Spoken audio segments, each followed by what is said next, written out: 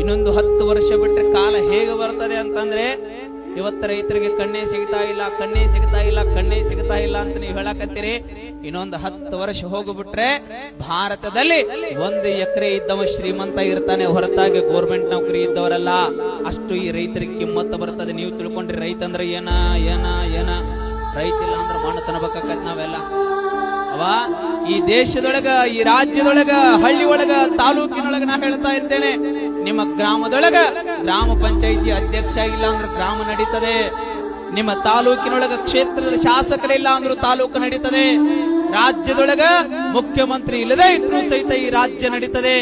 ದೇಶದೊಳಗ ಪ್ರಧಾನಿ ಇಲ್ಲ ಅಂದ್ರೂ ಸಹಿತ ಈ ದೇಶ ನಡೀತದೆ. ಆದರೆ ರೈತ ಇಲ್ಲದೆ ಹೋದ್ರೆ ನಾವೆಲ್ಲ ಹೊಟ್ಟಿಗೆ ಮಣ್ಣು ತಿನ್ನಬೇಕಾಗ್ತದೆ, ಮಣ್ಣು ತಿನ್ನಬೇಕಾಗ್ತದೆ. ರೈತನನ್ನ ಹಾಗೆ ನಿಮ್ಮ ಮಕ್ಕಳನ್ನ ಇಂಜಿನಿಯರಿಂಗು, ಡಾಕ್ಟರು, ನೀನು